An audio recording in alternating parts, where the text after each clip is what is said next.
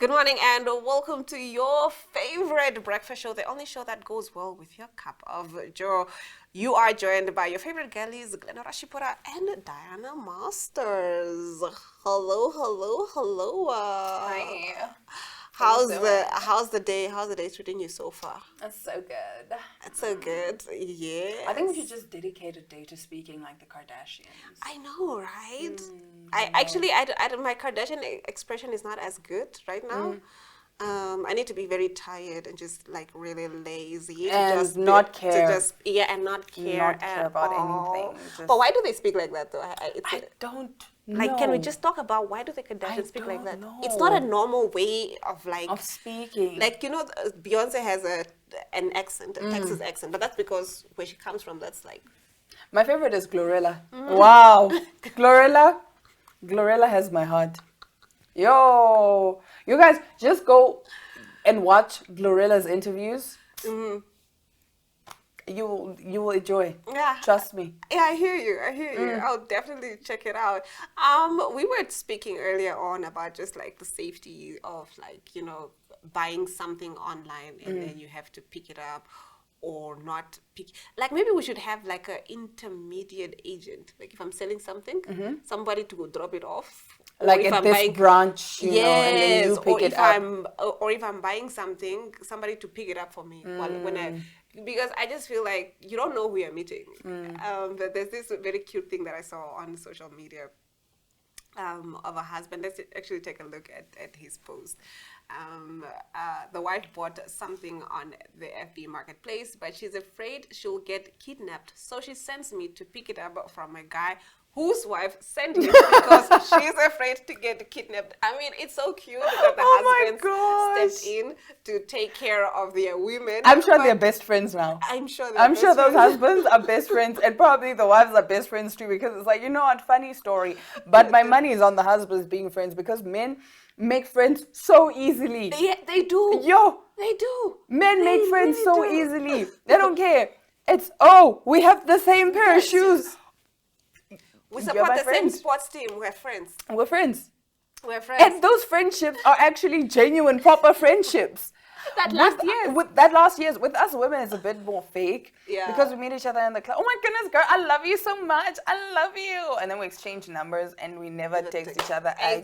Exactly. But oh my God, those fake But that friendships night- in the club, they slept. And we always take care of each other. Oh, Chummy, I got you. got I have the you. lipstick. I have the what. Speaking of clubbing and pictures, there's a girl that posted a picture. It was her with this guy in the bathroom, right? And they looked so cute.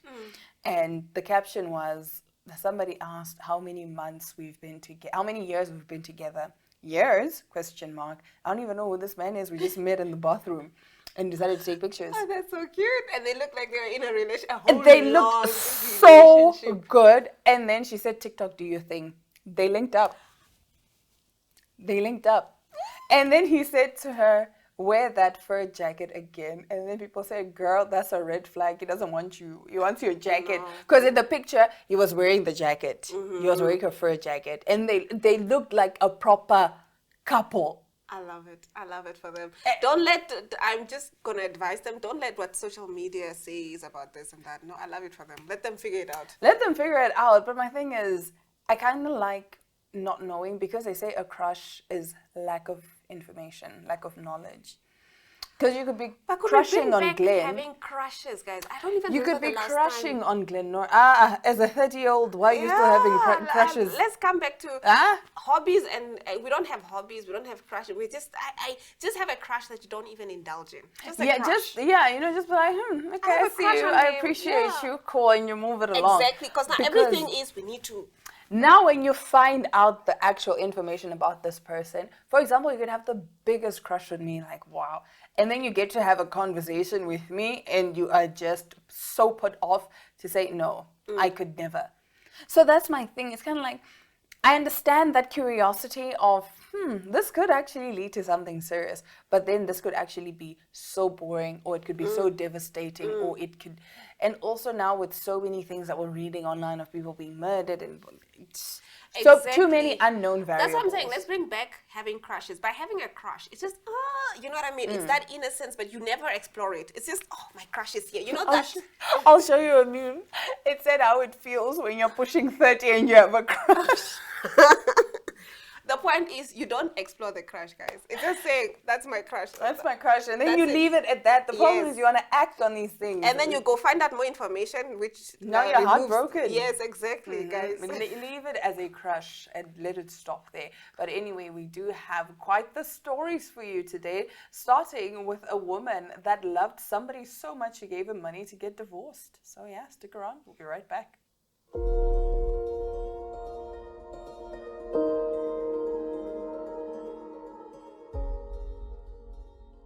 Do you like traveling? Do you like to experience new places? Well, then you should tune into On the Rock, where we explore enjoy establishments all over Namibia and South Africa. Great food, great fun, and so much more. So be sure to mark your calendar as we explore the beautiful landscapes of Namibia at the various enjoy establishments.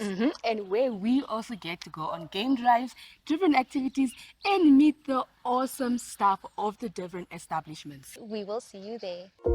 Watch On the Rocks every Monday at 9 p.m. on DSTV channel 285 and GoTV channel 25.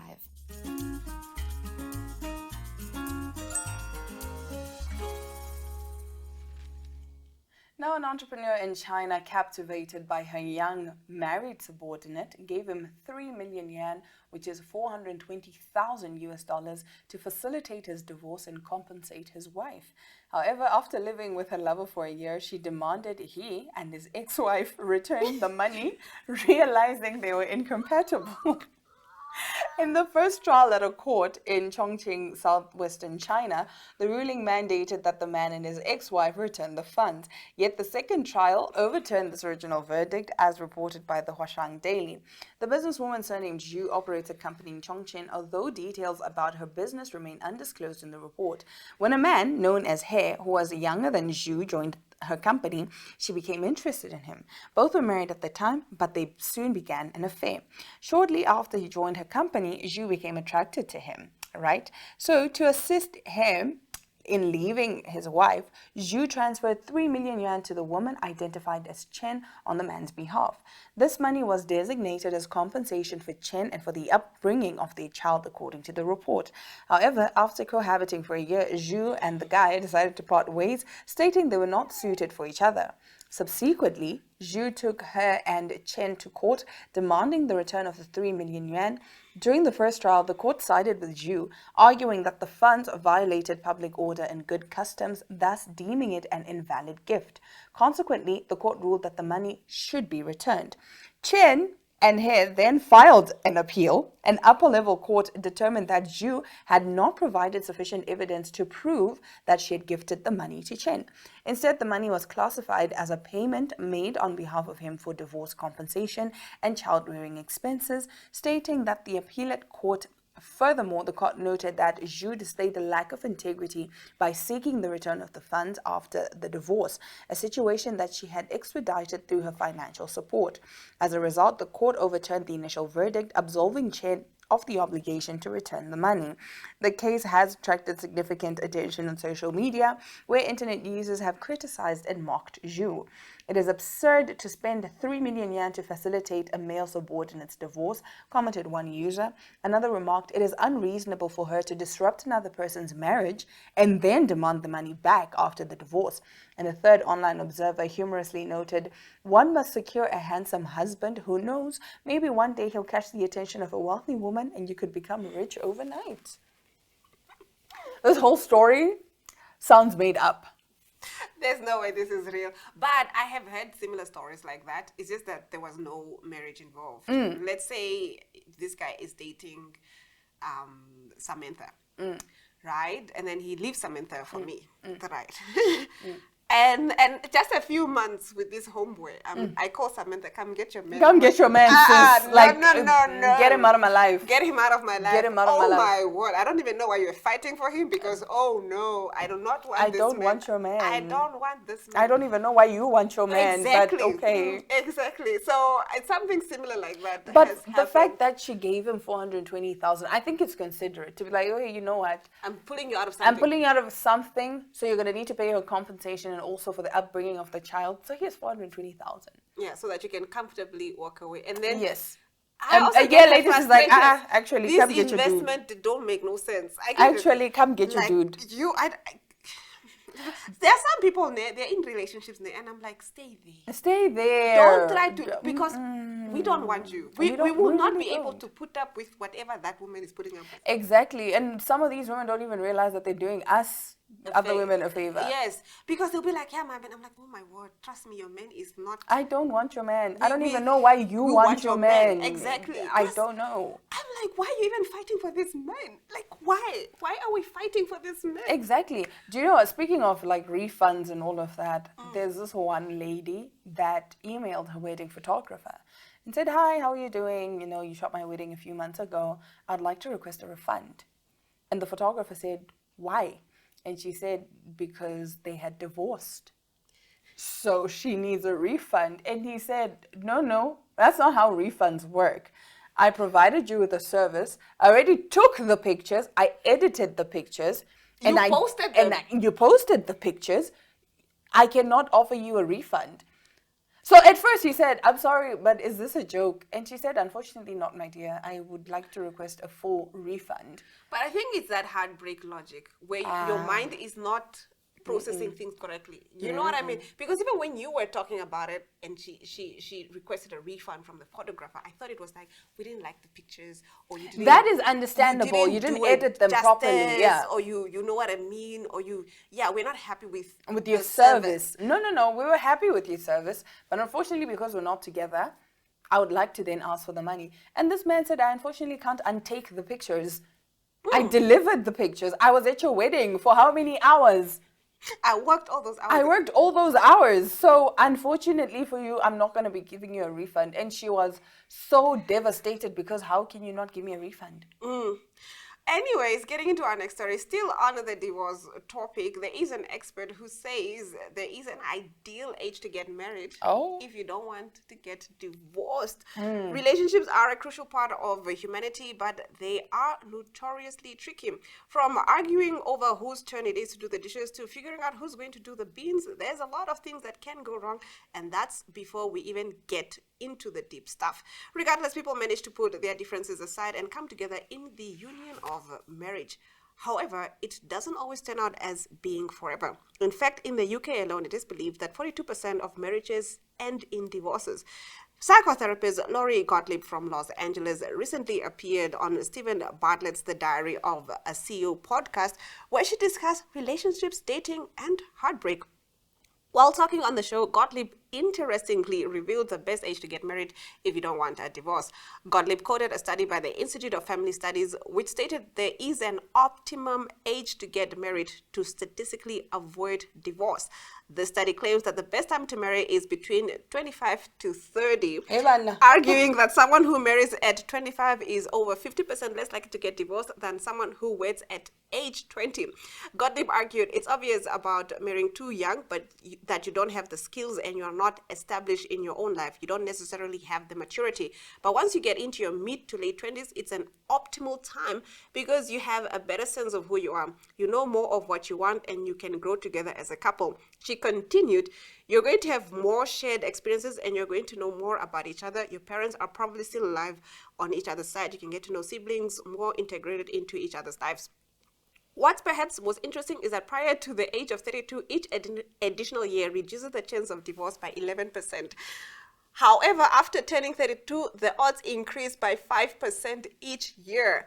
The reason for this, Gottlieb explains, is that as you get older, you're more set in your ways, you're more rigid, you have different expectations. When you're younger, you're more flexible.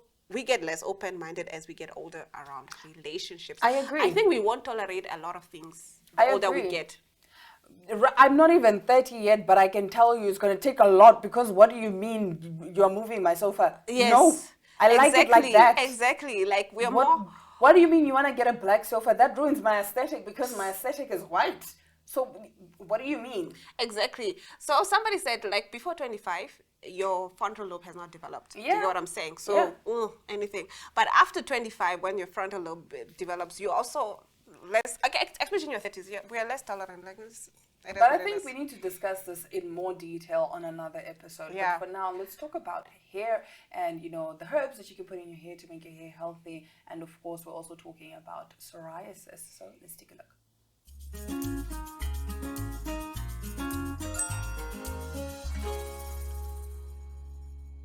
And a medicinal plant enthusiast. I basically study medicinal plants and the different uses that the plants have.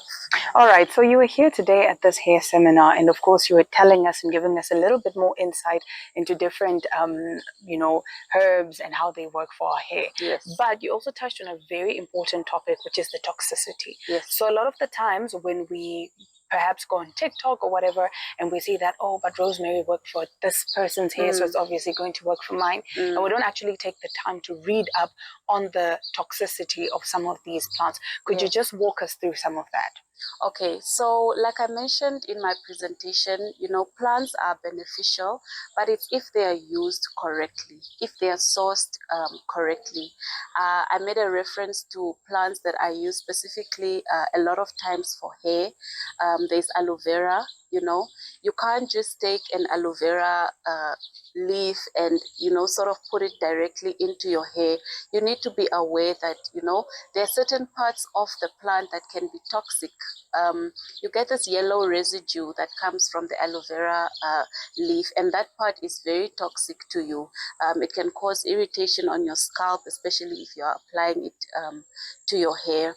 I also spoke about fenugreek and I spoke about shea butter. So with those two, the toxicity that you can get is that you could have mold growing on your fenugreek seeds, or you can have shea butter that has not been stored properly and it sort of starts growing bacteria. And bacteria is especially dangerous because you can't see it, So you always need to be wary of these things. And then I also spoke about rosemary oil, the essential oil. It's highly concentrated. So it's advised that you don't use it directly onto your scalp or into your hair, that you rather put a few drops in a carrier oil, such as coconut oil, for example, just to dilute it a little bit. So yeah, to round it off, plants are really good, but I wouldn't advise you to just see a video of somebody doing something and then you immediately want to try the same thing on your hair. Read up a little bit and find out, are there any side effects? If you're a very sensitive scalp, for example, there's some things that would not be advisable to use.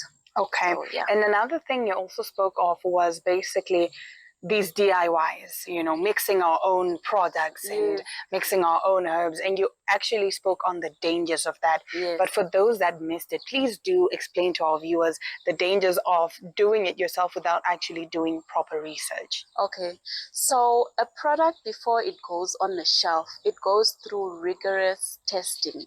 They're looking at concentrations, if the chemicals are going to be harmful to you.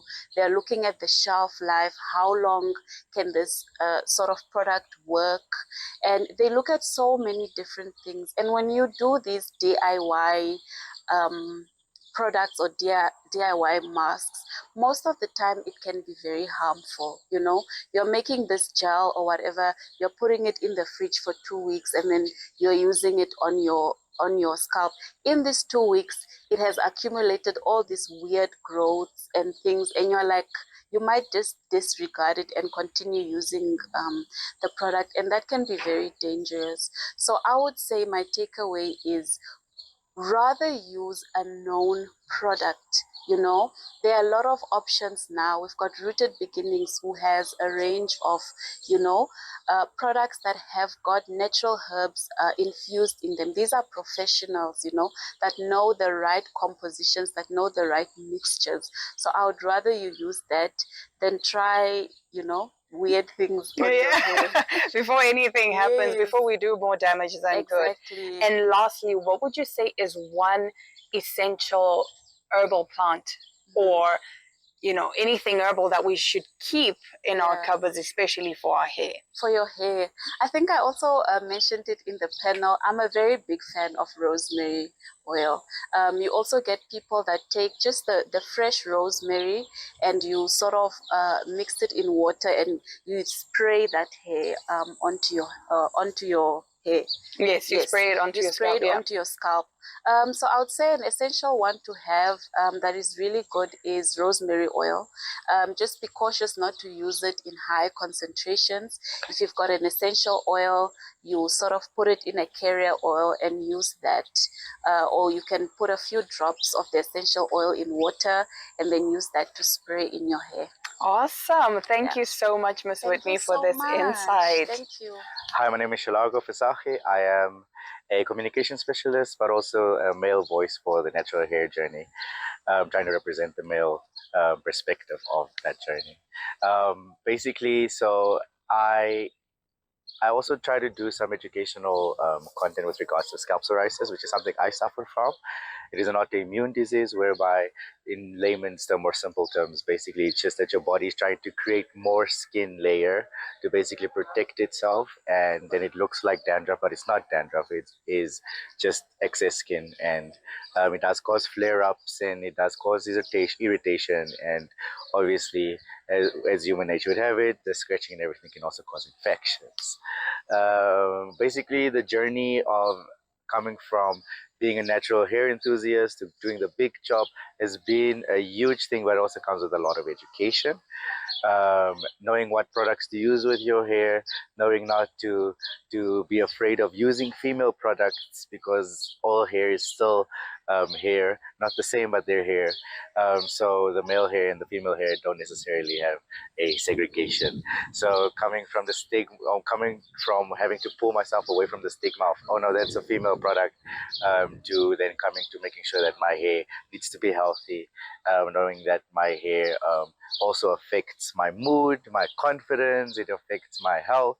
So just starting with something small like that has helped me to basically navigate through this journey of scalp psoriasis. All right. Yeah. And then finally, not finally, I'm lying. We still have a bit more to discuss because Okay. your journey is definitely a very interesting journey. So I just want to find out, you mentioned earlier on about, you know, bringing in other products, not just your medicated products. Yeah. What was that like, having to navigate both Yeah. of these? Because obviously you're a bit skeptical because Of you don't course, want yeah. to, Yeah. you don't want anything to clash. Talk to us about Yeah. that. Okay, cool. So I've been doing natural hair since I've been growing out my hair since 2013. Okay, and in the process, I've had to learn how to create my own products. That's using natural products like avocados, avocado oils, bananas, you know, you name it, aloe vera, all of that, and learning how to, or learning what works with my skin and my hair, because obviously those products stay on your scalp. And I've learned what my skin is sensitive to, and I have the privilege of that knowledge to know that this works for my skin. So knowing what the medicated shampoo or the medicated products that I use does to my scalp, I know how to combat that. Knowing that those medicated shampoos basically strip away the oils, I know that I have to put the oils back. So there's a lot of research and there's a lot of information online that has been done. And I basically also just had to do my own research in regards to that. But then again, also testing the products.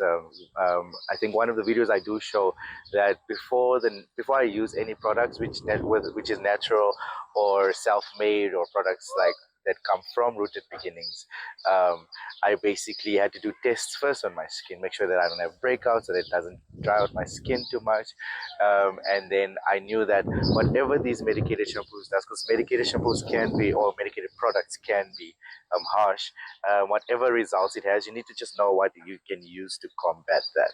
So basically, I then try to collaborate with Rooted Beginnings to basically say, okay, cool, these are the products that you have. I love that they show the ingredients. I then also asked my dermatologist what is dangerous to use with this products, and thank goodness the products that I'm using are not that sensitive to other products. But definitely doing a research and then asking professional advice was part of the journey for me as well. Okay, and finally, what words of advice do you have to, a little boy watching out Yeah. there, or even the mother of that little boy who doesn't even know where to start with his hair journey? Yeah. Because you did mention earlier that was also something that you needed when you were growing up. Yeah, I mentioned earlier that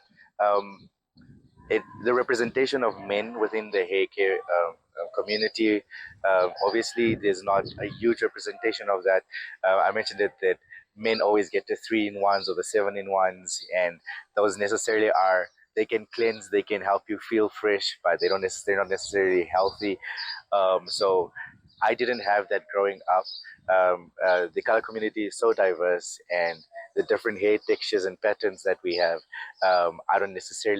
I couldn't necessarily see that in a lot of the boys that I was hanging around, or my uncles and my father. So I basically had to learn that by myself, and I hope that in the future we have more representation for young boys, that other colored boy, to also look up to be like, oh cool, my hair is different from the rest of the people, but it doesn't mean that it's wrong, and I just need to learn to take care of it, and this is how I take care of it.